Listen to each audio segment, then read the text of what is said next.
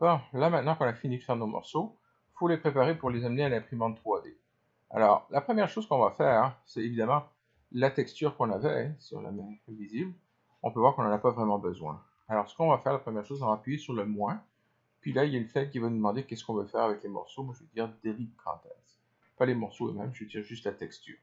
Ça va nous laisser les morceaux tout seuls. Ok, normalement, ça aurait dû l'enlever. Ok, bon, ça l'a mis dans le default layer.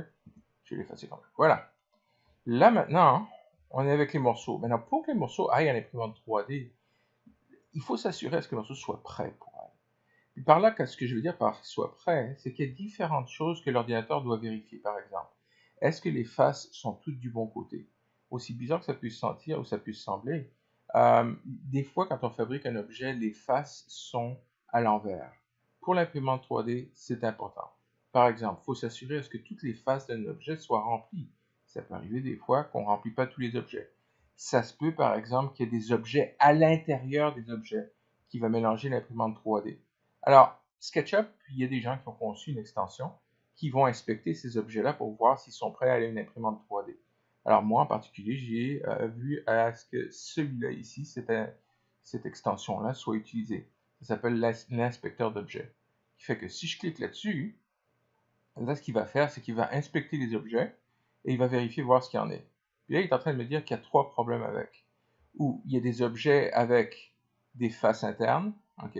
Mais là, il te suggère qu'il peut les arranger. Il y a un avec une face externe qui est là inutilement. Et puis, crois-le ou non, mais il y a des faces qui sont renversées. Alors, l'avantage ici, c'est que je peux cliquer sur Fix. Si je regarde ça ici, par exemple, il est en train de m'indiquer en rouge là où sont les problèmes. Lui ici, c'est un peu plus difficile de trouver. Ah, tiens, regarde, le blanc. C'est là où il y a le problème, je pense. Puis ensuite, pour les 23 faces qui sont renversées, c'est en train de les mettre en rouge. Alors, si je lui dis Fix All, normalement, en les arrangeant comme ça, voilà. Puis là, il me dit No errors, everything is shiny. Ok, ça veut dire que tout est prêt. Ok. Alors, théoriquement, les morceaux sont prêts à l'imprimante 3D. Alors, avant de dire qu'on peut l'envoyer à l'imprimante 3D, je veux qu'on prenne le temps ici puis voir un peu les proportions de nos objets par rapport à l'imprimante elle-même. Par exemple, ce que je veux dire par là, c'est si je vais par exemple chercher mon crayon. Puis là, je vais aller ici, puis je vais créer la surface de l'imprimante 3D. Par exemple, ici, je vais dire la surface, elle est de 11 pouces. Ok, ah, puis regarde comme c'est petit. Elle est à 11 pouces, par 11 pouces par là. Puis ensuite, on va revenir ici, parce que moi, c'est une TAS 6 que j'ai de la compagnie Lulzbot. Là, ce que je vais faire, je vais prendre toute la surface, puis je vais créer un groupe, Make Group.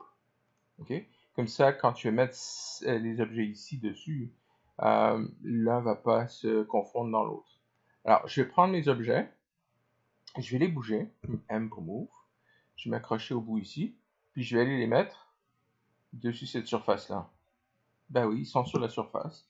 Tu vas me dire, ben ouais, mais attends une minute, là c'est beaucoup plus gros. Ah oui, t'as raison, c'est beaucoup plus gros. Alors ce que je vais faire, je vais choisir tout ça, puis je vais appuyer sur Shift, puis je vais désélectionner la surface de l'imprimante 3D. Puis comme ça, quand je vais faire Scale, ça va juste mettre à l'échelle les pions. Alors voici ce que je vais faire. Je vais appuyer dessus le coin ici. Fais attention de ne pas appuyer ici. Tu peux appuyer sur les coins. OK? Puis ensuite, je vais appuyer sur ça. Puis là, ben, je vais le rapetisser jusqu'à ce que ça soit une taille raisonnable. Ok, on va le mettre à peu près. Si je le mets comme ça ici, on va laisser comme ça. On va voir ce que ça va donner. Ça va prendre quelques secondes pour que l'ordinateur puisse tout calculer. L'écran va peut-être devenir blanc comme ça ici, mais patiente. Ensuite, je vais aller encore plus proche. Ok. Puis là, je vais faire la même chose. Je vais continuer à le rapetisser encore un peu. Parce que disons que proportionnellement, les pions d'un échec, c'est pas si énorme que ça. Donc on va le mettre à peu près comme ça. Ok, là maintenant ce que je vais faire, c'est que je vais aller chercher ça ici. Je vais aller chercher M pour Move. Ou je vais aller chercher, je vais dire Move. Puis là, hein, je vais aller me mettre sur la vue du côté. Je vais appuyer sur le côté ici. Oh, qu'est-ce qui est parti? Là, je me retourne ici. Regarde, les objets sont là, puis ça c'est là. Ok, je vais aller ici, je vais m'accrocher à ça. Je vais aller plus proche. Puis je vais aller mettre mes morceaux à peu près ici. Ok, donc les morceaux sont pas parfaitement en ligne avec ça. Donc, je reprends ça, je suis toujours dans la commande move. Je vais m'assurer de m'accrocher après une des lignes, s'il peut s'accrocher. OK. Alors voilà ce que ça me donne à peu près. Je l'ai la vue du devant, je vais comme ça, je vais bouger, bon. Puis ensuite, je vais faire move pour le placer un peu plus. Comme ça, on va voir la surface comme il faut. Alors là, ce qu'on va faire, c'est qu'on va s'assurer à ce que chaque pion soit sur la même ligne. OK? Alors, je vais appuyer sur la barre d'espace, cliquer dans le vide. Là, je vais aller chercher le pion, par exemple. OK? Là, le pion, je vais appuyer sur M pour move. Je vais appuyer sur le bas ici. Puis je vais aller le déposer dessus la surface. Ensuite, la barre d'espacement. Je vais aller chercher la tour. Je vais plus proche. M pour move. Je vais prendre ça. Je le dépose. Oups, pas trop vite. Ça, c'est fait. Ensuite, on recule. J'appuie sur Shift. J'appuie sur la roulette. Je bouge. Ensuite, barre d'espace. Je choisis le cavalier. On va plus proche. Appuie sur M pour move. Et ensuite, on va accrocher notre cavalier ici. On recule. On bouge. On va prendre le fou. Oups, prendre le comme il faut. Prendre le fou ici. Parfait. On va plus proche. M pour move. Ensuite, je vais déposer ça sur la surface. Puis, je continue à faire ça pour les deux autres. La reine. Move. Maintenant, il y a une chose qu'il faut que tu gardes en tête. C'est que la raison pour laquelle je suis en train de mettre ça parfaitement en ligne, c'est parce que si on doit les imprimer tous les morceaux ensemble en même temps, bah, il va falloir qu'on s'organise à ce que tout soit en ligne.